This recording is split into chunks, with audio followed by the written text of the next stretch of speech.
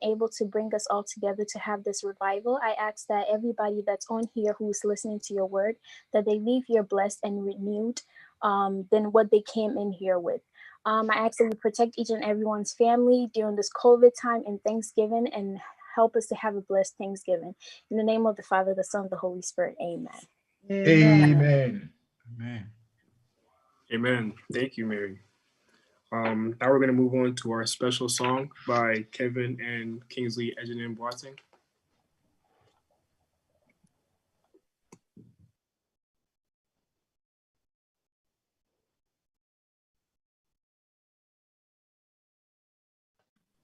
Hi, everybody. Hi. Today I'm going to be singing hymn 223, Crown Him with Many Crowns.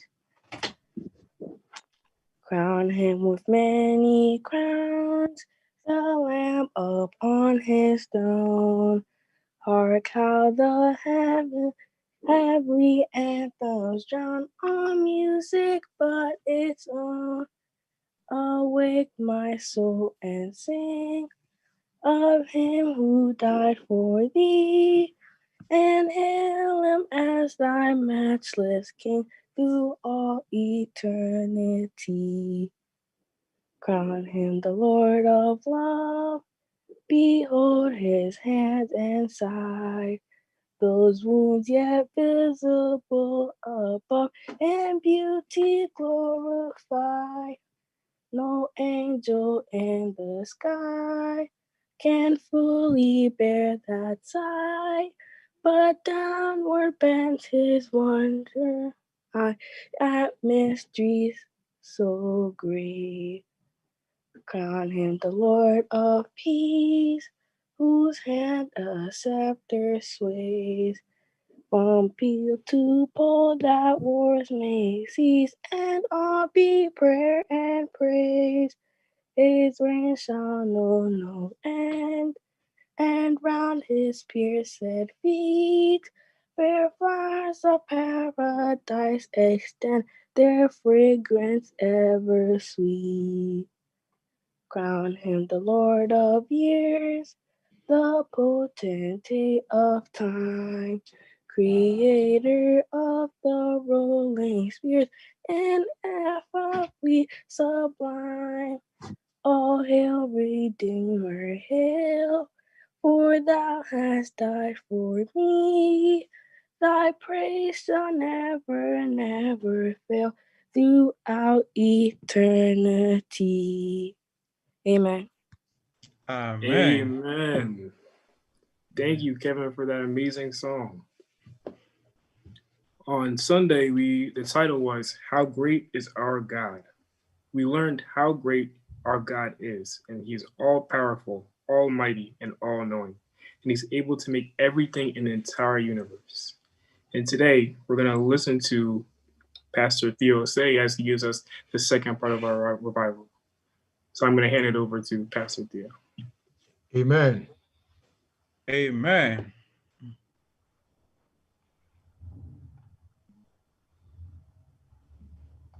Amen.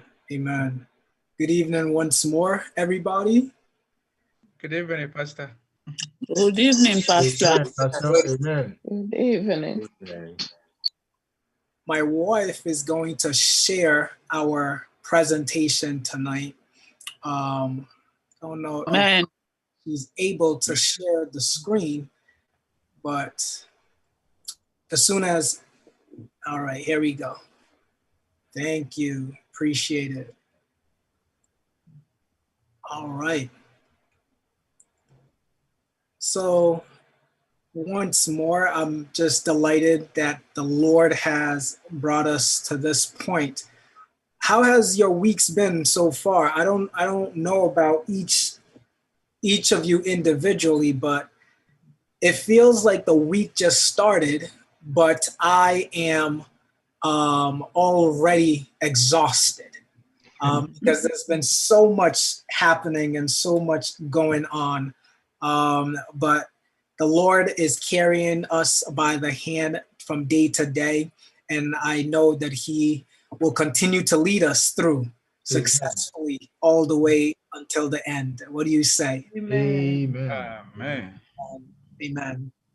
So once more, I just want to bid you good evening and welcome to Wednesday evening session and portion of our evangelistic series / revival series. It's almost a mix of the two. It's a mix of both. But so those of us who have not yet given themselves and their lives over to the Lord, I am praying and hoping that as we go through this week, that God will touch your spirit and touch your heart and move you to be able to take a firm stance for Jesus. And for those of us who have given our lives over to the Lord already some time ago, it is my prayer that if we are dozing a bit in our seats, if we are falling asleep on the wheel, that the Lord will indeed and in fact revive us to be able to finish the work that he has given for us to do in these last waning days of Earth's history. Amen. So I'm sure God has something for any and every one of us, whether we are, in between, we are in the beginning of our Christian walk or journey, or if we have been saints for years and for years and for years. God has something in store for us here this entire week. Tonight, our message is entitled His Story. His Story. We are going to talk about the greatest life ever lived. His story, the greatest story ever told. And tonight we're going to talk about the life of none other than Jesus Christ, our Lord. And I want to invite you, wherever you are, whether in your seats, standing somewhere, wherever you are, just to bow with me as we get into our presentation proper this evening. Let's pray. Father, we come to you because we recognize that you are our source of strength. Now, Father, make me as a nail upon the wall, fastened securely in its place. And on that thing, so common and so small, hang a bright portrait of your face. This is our prayer. We ask in Jesus' name. Amen. Amen. Amen. Amen. Amen. There is, tonight as we begin, I want to let you know that there is a category, a classification of criminals who make a good living stealing other people's identity. The schemes that they come out with, we have come to know as identity theft. Identity theft. That's when someone who is of the criminal element decides that they are going to steal your personal information.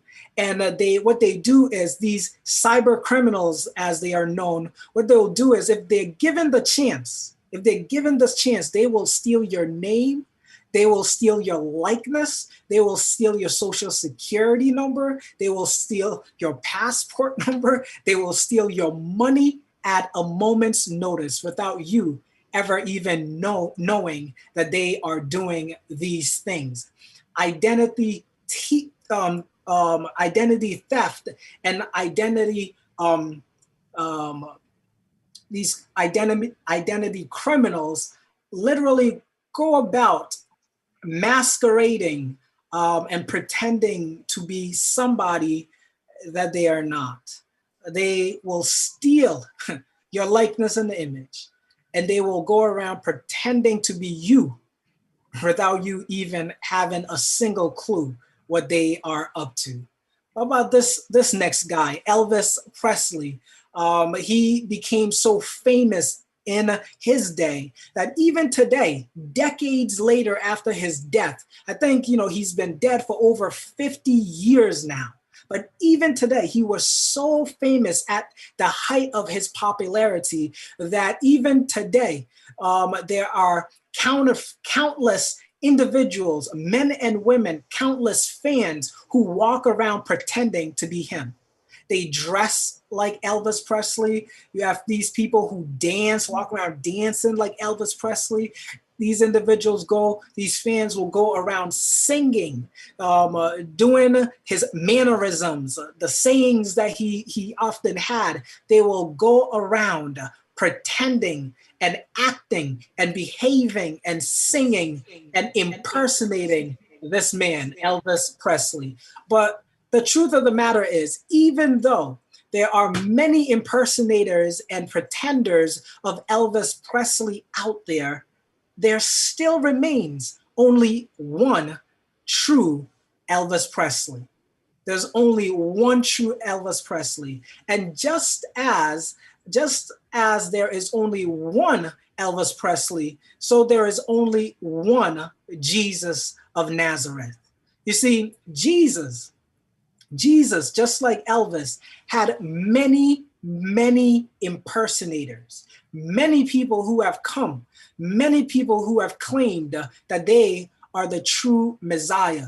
Many have come claiming that they are the true Messiah. Many have come claiming that they are the true Christ. Many have come claiming that they are the true Son of the living God. But there's only one Jesus. There is only one Jesus. And tonight we hope by the end of our message and presentation to know his identity, to know truly who he is. These are individuals who have come years ago pretending, claiming that they are the Messiah. You have people like Charles Manson, people like Jim Jones, people like David Koresh, all of these people who have falsely claimed to be the Messiah.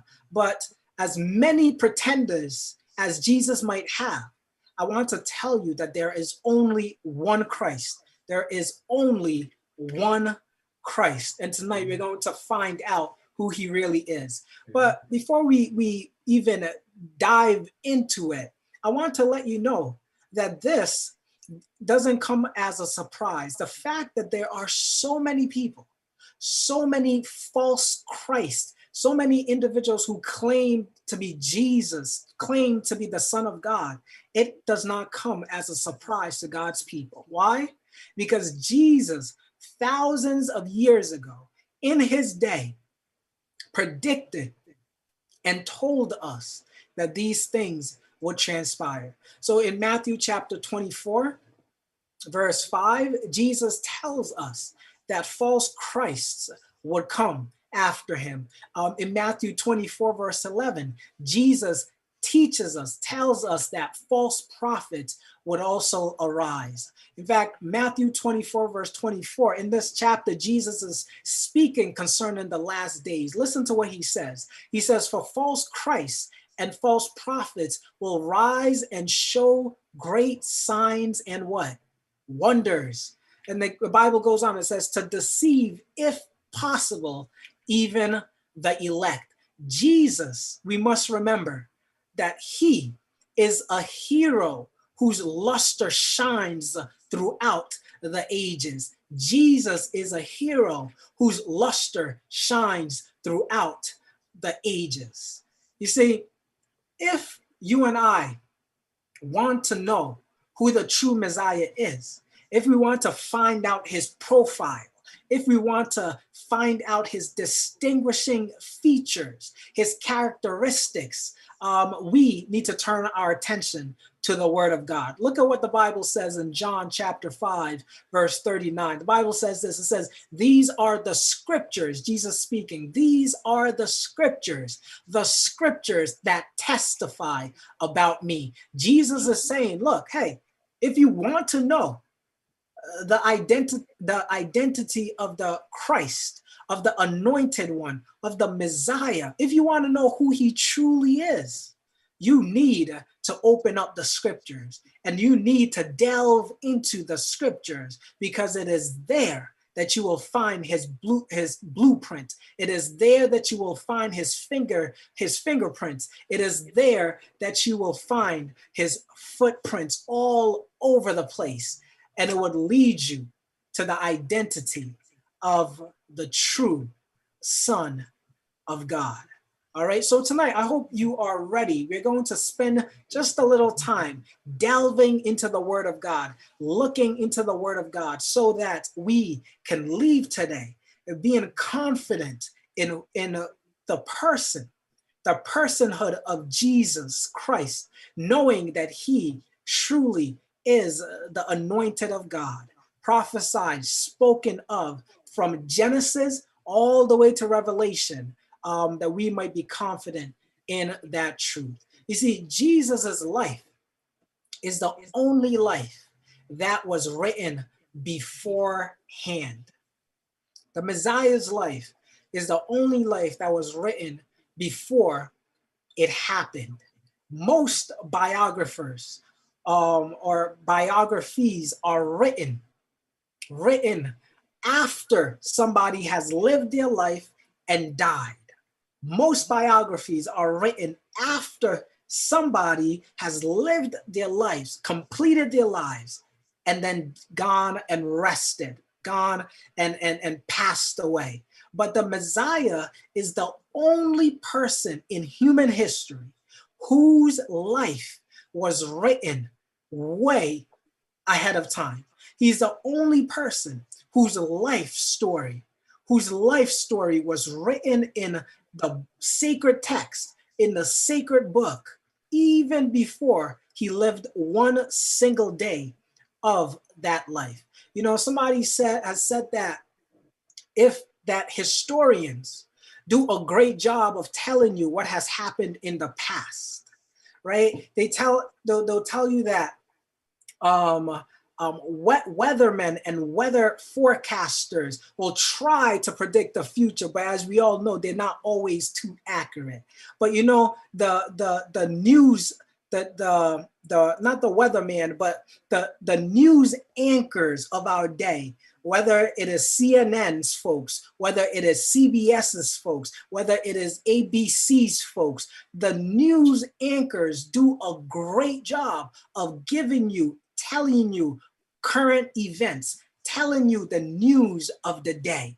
If you want history, what has already transpired, the historians will write it down for you. If you want current events, the newscasters will tell you all about it. But if you want to know the future, and if you want to know the future accurately, there's only one place where you can go to find that. And it is none other than the Word of God. And so tonight, we're going to stare into it. We're going to look into it, and we're going to learn about the life of Jesus. We're going to learn about his story, and we're going to come away knowing how amazing, how special, how unique that life was. Because truly, it was a life that was written, spoken of before he came and lived even one day of it.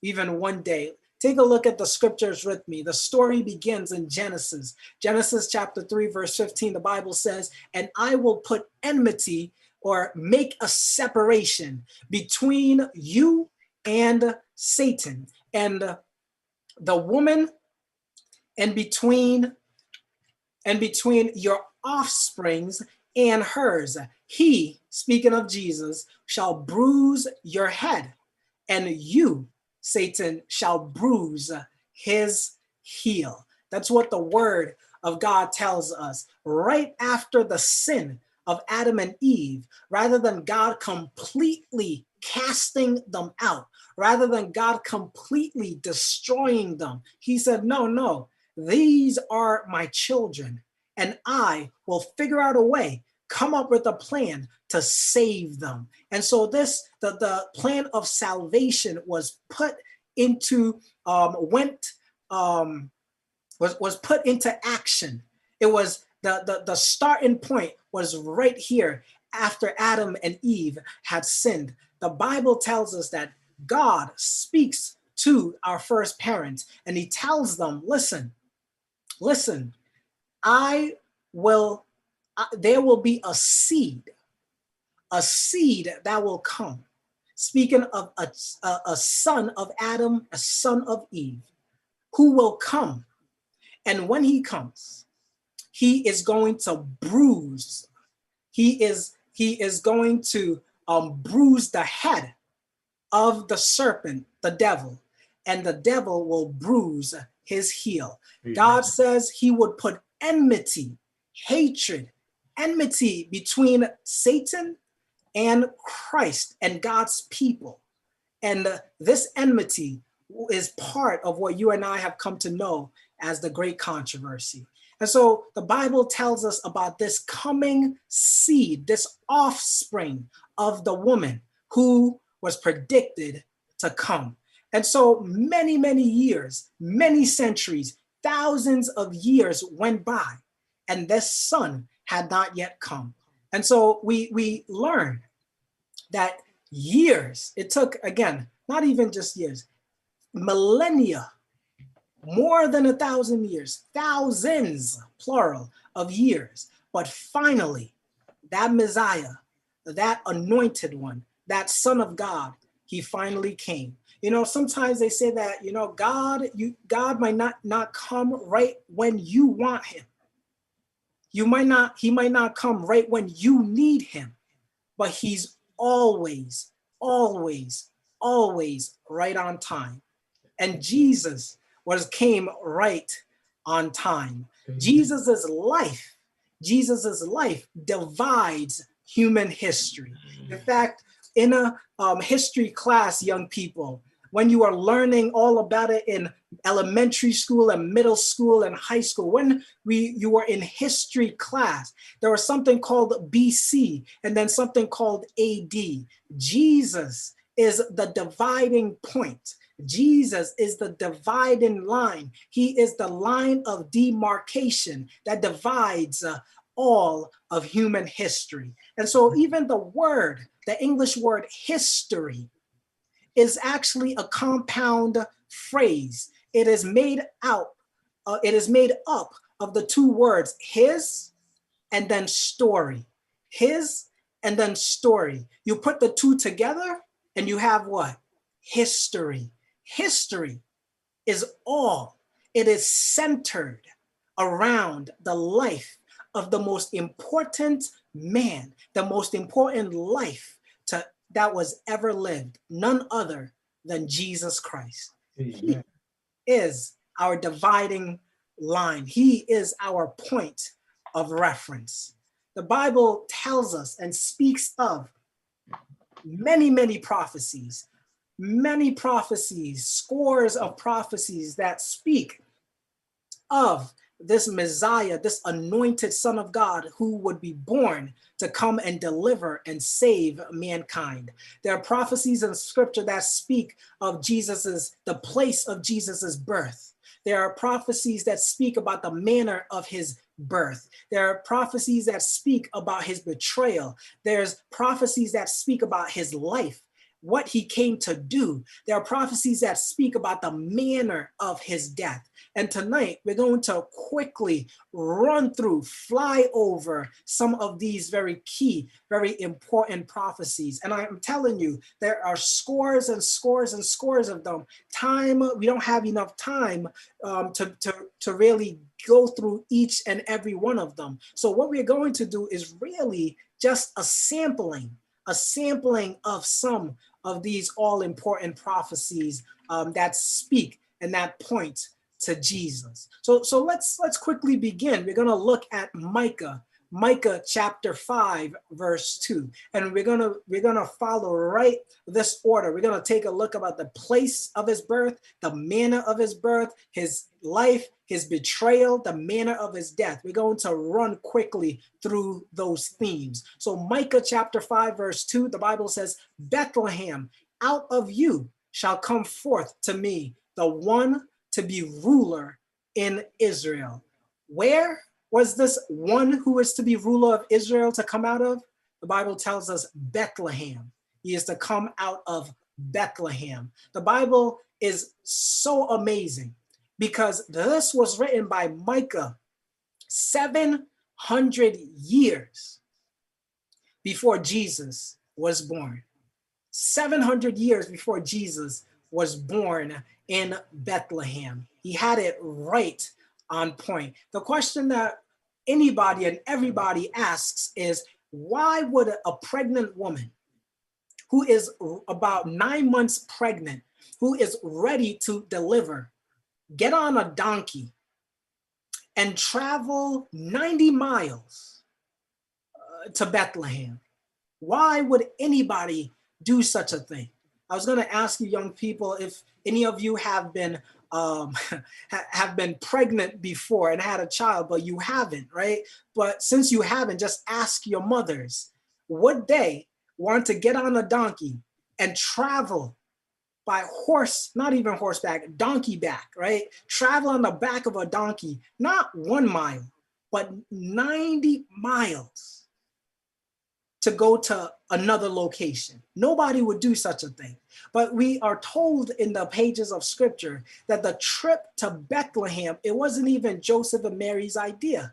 It was a decree that was handed down by Caesar Augustus that commanded them to go back to the place of their hometowns, right? So that they would be counted for the census for the purposes of collecting taxes for the empire. And so as we read the story, Mary and Joseph travel. They commute 90 miles, and the very night that they arrive in Bethlehem is the very night that Jesus is born. It is amazing. It is absolutely amazing. Micah, 700 years before, could have never guessed this to be true. Let's take a look at Isaiah chapter 7, verse 14. The Bible says this: behold, the virgin shall conceive and bear a son, and shall call his name Emmanuel. The virgin, right? It has never happened in the history of the human race that somebody who is a virgin, never touched a man, can conceive and bear a child. Jesus's birth had to be so unique, it had to be so special that you and I could take a look at history, take a look at the Word of God, and be properly be able to identify that truly this is the one. Truly this is the one sent from God. And so even his birth was going to be a miracle, and his life was going to be just as big a miracle as his birth, and his death also was going to be full of miracles. And so we are told this in Isaiah chapter 7, verse 14.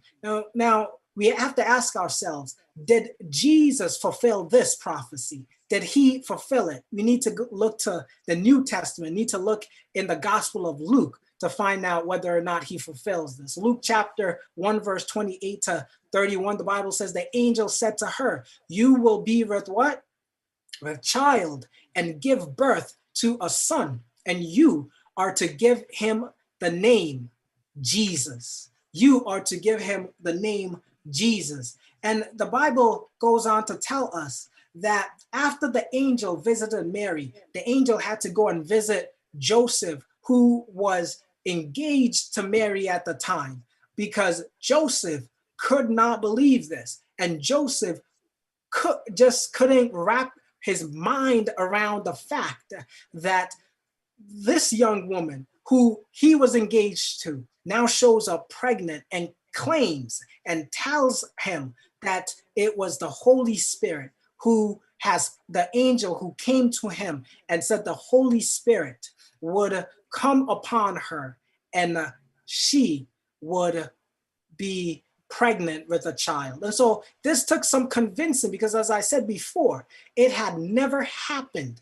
in the human history except for this point. And so the angel visits Joseph as well and tells Joseph what is to happen.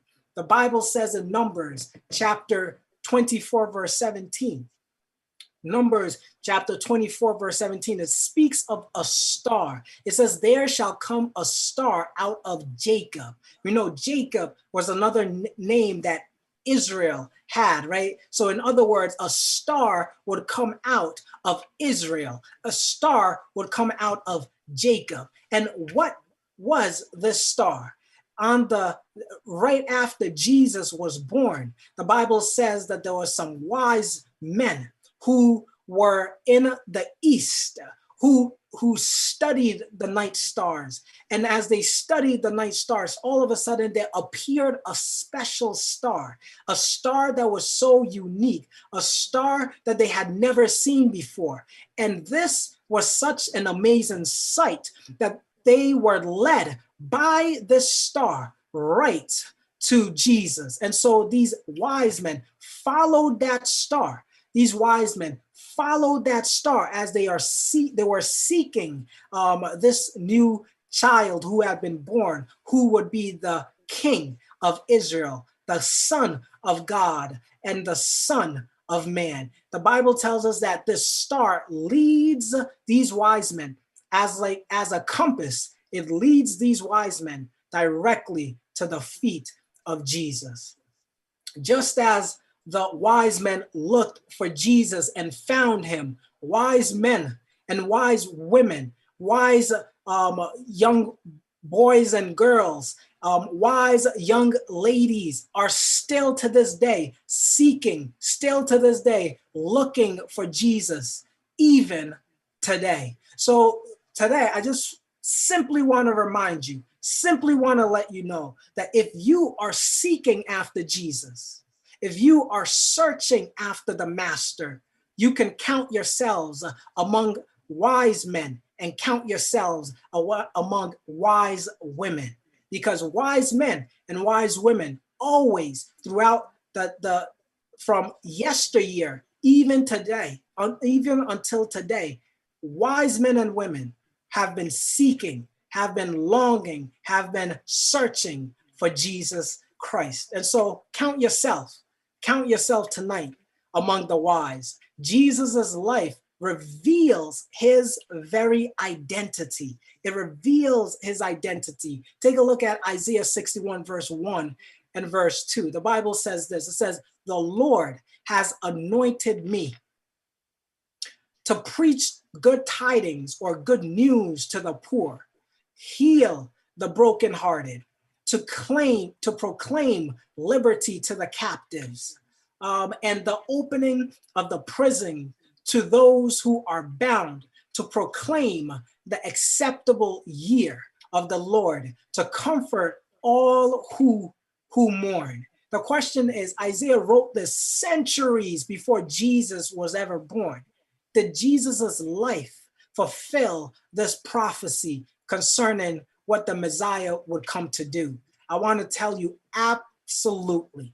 Absolutely. Jesus came, and he came to heal. He is called the great physician because wherever he went, the sick were brought to him and he healed their ailments and their sicknesses. In fact, if Jesus was present here today, I tell you, coronavirus would be no more. Cancer would shudder upon hearing the name of Jesus. I tell you, if Jesus was here today, diabetes would be a relic. Amen. AIDS would be gone. There would be no disease that could stand before the face of Jesus. He is the healer. He is our great physician. Did Jesus come forgiving? The Bible tells us that he went and he forgave people their sins.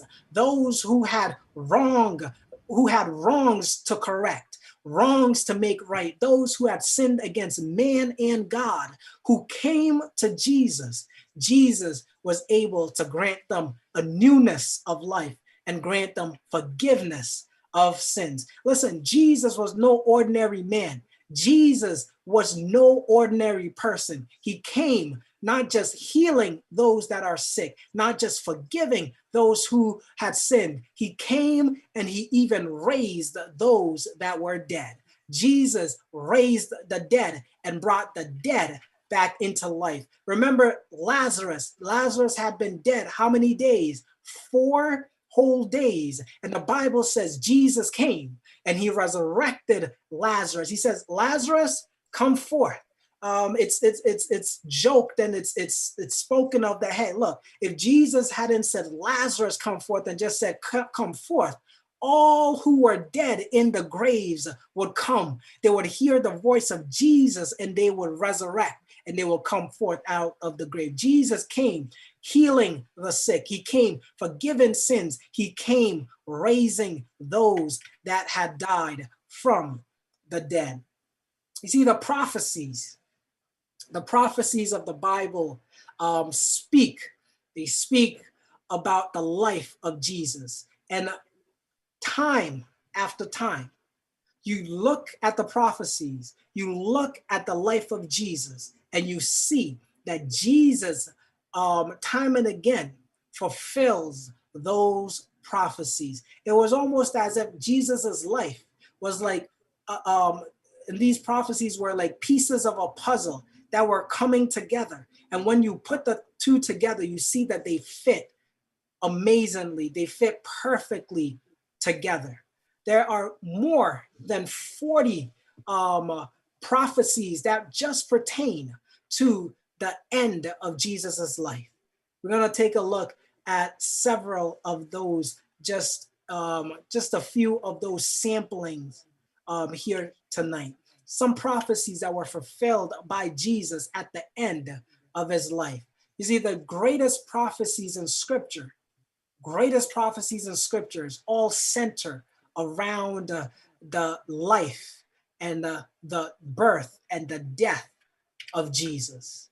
Zechariah chapter 11, verse 12 and verse 13. This is just such an amazing prophecy concerning the events that took place, transpired at the end of Jesus's life.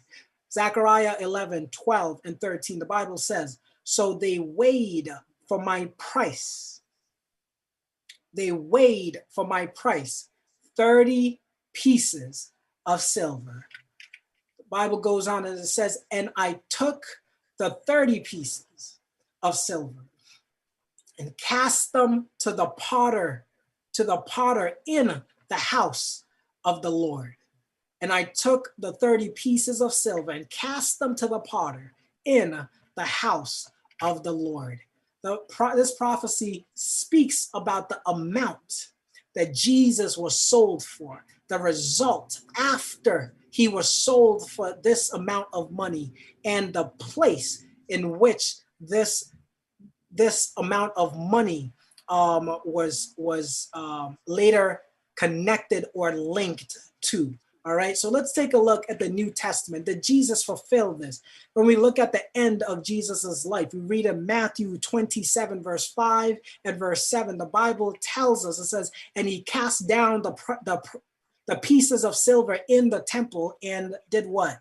He departed, speaking of Judas Iscariot. And the Bible goes on and says, and they took counsel and they bought with them the potter's field to bury strangers in. You see, Zechariah had prophesied about how much he would be, Jesus, the Messiah, would be sold for. And it was said that he would be sold for how much? 30 pieces of silver. 30 pieces of silver. And then we are told that after this selling, we read that Judas in the New Testament was given 30 pieces of silver to betray Jesus. After the betrayal, he realized what he had done and he ran back to try to undo what he had done, but it was far too late. And so the Bible tells us that he cast the money back at the priest and those Pharisees, those who he conspired with to bring Jesus down. He threw the money back at them. And the Bible tells us that they took that money and they used it to buy up the potter's field to bury strangers in. All those three segments of that prophecy, the amount, the result, and the place, are fulfilled perfectly in Christ Jesus. I want to tell you tonight, young people, that Jesus is more than a good man.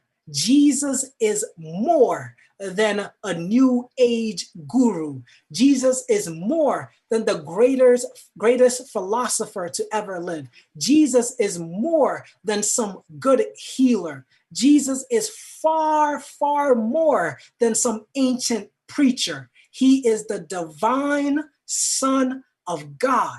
There is none like him. There is only one Jesus. And tonight, Jesus commands our attention. Tonight, Jesus commands our admiration. Tonight, Jesus commands our allegiance. And most of all, tonight, Jesus commands our affections and our love.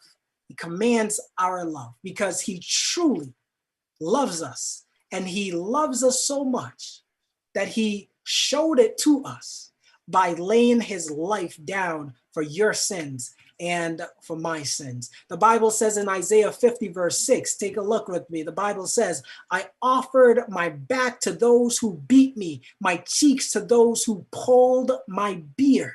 That's what Isaiah said hundreds of years ago. Speaking of the Christ, he goes on in Isaiah 50 verse 6, it says, I did not hide my face from mocking and spitting. Jesus fulfills this Isaiah prophecy as well, because when he was captured, after he was betrayed, Jesus was whipped. His back was lacerated. He was whipped and beaten and bruised by these wicked soldiers, wicked Roman soldiers. And the Bible tells us that his beard was pulled. Also, he was spit on. He was spit on. His back was whipped. His beard was pulled. He was completely tortured, not for himself, but for you and for me. Jesus even died in such a way. He died in a way that was predicted by the ancient prophets of old. Jesus's life is unlike any you and I have come to know. The Bible goes on, it tells us in Psalm 22, verse 16, speaking about the manner of his death. The Bible says in Psalm 22, verse 16, they pierced my hands and my feet. They pierced my hands and my feet. In fact, it's amazing to learn and know that crucifixion as a form of death was not introduced to the Romans until about 150 years before Christ. But David, a little over 1,000 years before Jesus was ever born, predicts the manner of his death, his piercings upon his hands, his piercings upon his feet. And then what is even more amazing is 350 years after Jesus was born, Constantine the Great abolished crucifixion as a form of capital punishment in the Roman Empire. So before, it was only 150 years before Jesus was born that it was introduced, and it was abolished 300 years after that birth. So it is this small little space of time that this form of this crucifixion was being used as a form of capital punishment in the Roman government, in the Roman Empire. And it just so happens to be the same time that Jesus was born. And it so happens to be the form of death that was inflicted upon the King and Lord of all. And so this is an amazing prophecy fulfilled even in Jesus. Zechariah chapter 12, verse 10 tells us this. It says, they will look on me, whom they what? They pierced. They will look upon me, whom they pierced. The Bible, time and again, years before Jesus came, had predicted the manner of his death. Jesus died the death that you and I deserved, so that you and I might be able to live the life that he and only he deserved. The Bible says in Psalm 22, verse 18, they divided my garments among them, and for my clothing, they cast lots. This is a picture of the type of lots that the Roman soldiers used to play. And the Bible tells us that just as it was predicted 1,000 years beforehand, the soldiers cast these lots. These lots were very common in the Roman Empire, and they cast these lots as they try to divide the clothing of Jesus for themselves. I want to let you know that Jesus's death was so brutal. It was so brutal because God wanted his death to be memorable. God wanted his son, his only begotten son, for him to die in such a way that it would be unforgettable by the human race. With arms wide open, arms outstretched, God wanted every human being to know simply just how much he loves us. That's why Jesus suffered the way he did. That's why Jesus died the way he did. Like the thief who was hanging on the cross next to Jesus, if you call him today, he is still willing to come and sweep you up and save your life. He is willing to come and sweep you up and give you life eternal. It is never too late. It is never too late. No matter how far you have gone, Jesus is here to rescue all of mankind. If you think you've gone too far, that you are an undesirable whose life cannot be salvaged, I want to let you know that God specializes in special cases, and your life is no different. He can sweep in and turn your life upside down and save you for himself and for his coming kingdom. Amen. The Bible says in Psalm 34, verse 20, it says, he guards his bones, not one of them will be broken. He guards his bones, not one would be broken. You remember that when Jesus was hanging on the cross, the Bible tells us that the soldiers came and they broke the bones, the legs of each of the thieves on his left and on his right. But by the time they got to him, he had already died. And so not even one of his bones was broken. John 19, verse 32 and verse 33, the Bible says, then the soldiers came and broke the legs of the first and of the other who was crucified with him. Bible goes on and says, but when they came to Jesus and saw that he was already dead, they did not break his legs. Jesus's bones were not broken. Even that detail is fulfilled. Tonight, I want to leave you at the foot of the cross. Tonight, I want you to come with me to the foot of the cross. Millions and countless billions have come to that cross and found forgiveness of sins. Millions and countless billions of people have come to that self-same cross and found peace. Millions and countless billions have come to the foot of the cross, to the foot of Jesus, and found for themselves salvation in him who hangs on there. Come with me to the foot of the cross. I want to tell you tonight, young people, I want to tell you that at the cross, all manner of people are found there. This man who is standing at the foot of the cross is an African like you and I. He is called he's called Simon of Cyrene. He is, I know that perhaps he's not Ghanaian, but he's close enough. He was an African, and we find him also at the foot of the cross. People of all nations have come.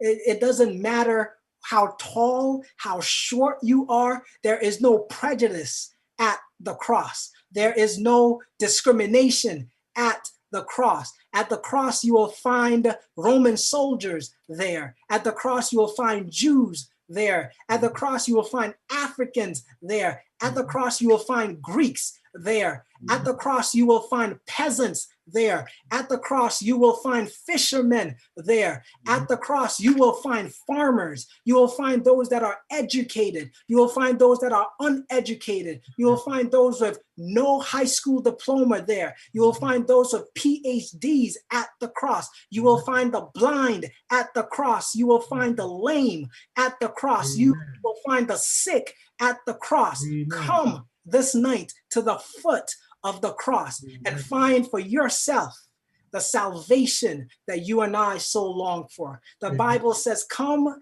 and taste and see that the Lord is good. Don't let the preacher tell you, come for yourself and taste and see the salvation that Jesus offers. The Bible is so amazing. And this life that we are highlighting tonight, the life of Jesus, is so incredible, so amazing that most people's lives end after their death, but not the life of Jesus. John chapter 11, verse 25, Jesus told Mary and Martha in John chapter 11, he says this, I am the resurrection and the life. He who believes in me, though he may die, he shall live. Amen. Though he may die, he shall live. Listen, there is no doctor on the face of this earth. There is no philosopher on the face of the earth. There is no religion on the face of the earth that can give you eternal life, that can give you truly life after death. There's only one place you must go if you're looking for that. It is none other than Jesus, because he went into that tomb, he knows what's in there. And because he came out of that tomb, he has power to bring all who go therein out of death's cold fingers. Jesus has power even over death, and he is the resurrection and the life. Amen. The Bible tells us, Revelation 3, verse 20, behold, Jesus speaking, I stand at the door and I knock. Jesus is a gentleman.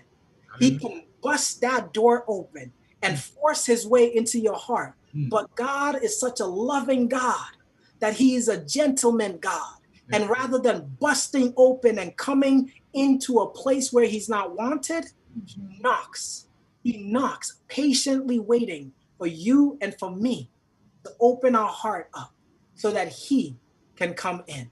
I want to let you know that tonight, Jesus is still, even thousands of years later, he is still the problem solver. Amen. Jesus is still the forgiving Savior. Yes. Jesus is still the life-changing Lord. Amen. Jesus is still a miracle worker. Jesus is still the great physician.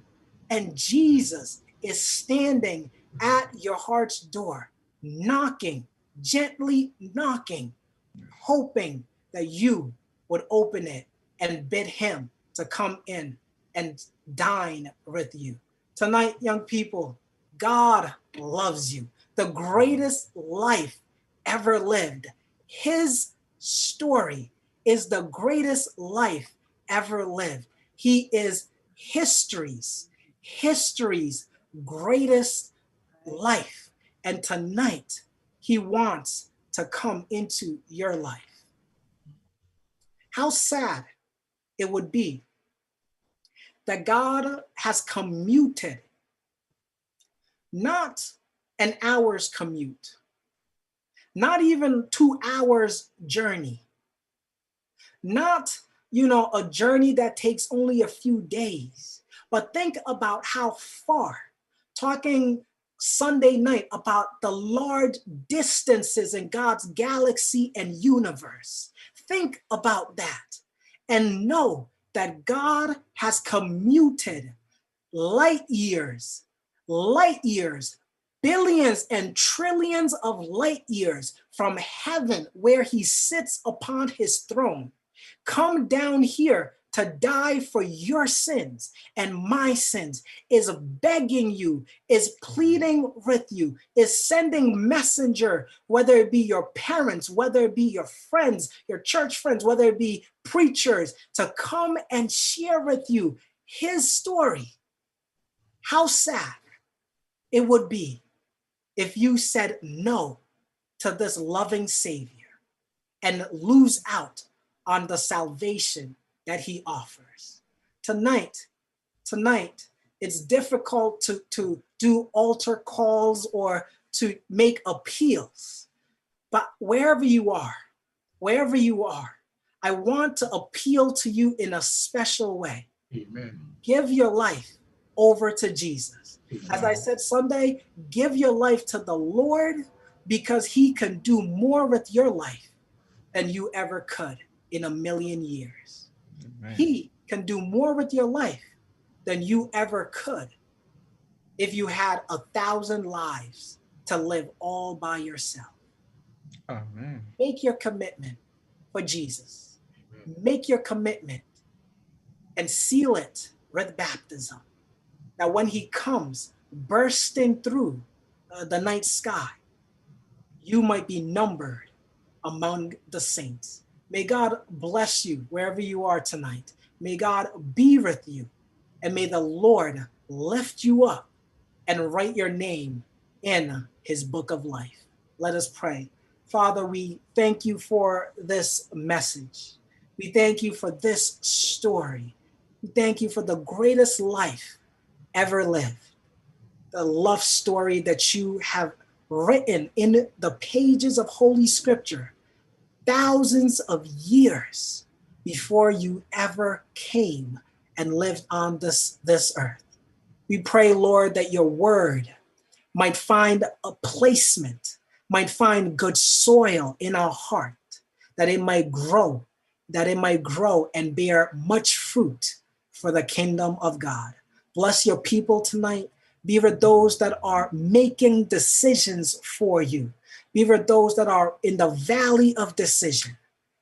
Help them to give themselves, their lives fully and completely to you. Father, all of us, remember us, because whether we are 5 years old, 15 years old, or 55 years old, Lord, we need you, and we need you tonight. Help us and seal us in your kingdom is our prayer. We ask it in Jesus' mighty name. Let God's people say, amen. Amen. Amen. Amen. Amen. Amen. Amen. Thank you so much, Pastor. Thank you. I don't know about everyone, but I learned that despite all of the false Christs, false prophets, we should always remember that there's only one Christ and there is no one like him. Amen. Amen. Amen. Pastor, if you're there, can you give us a closing prayer and any announcements that you might have? Thank you.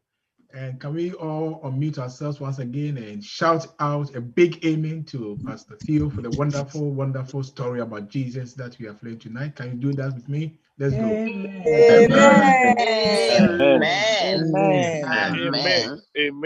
Amen. Pastor Theo, Mrs. Theo, thank you so much. Abigail, thank you.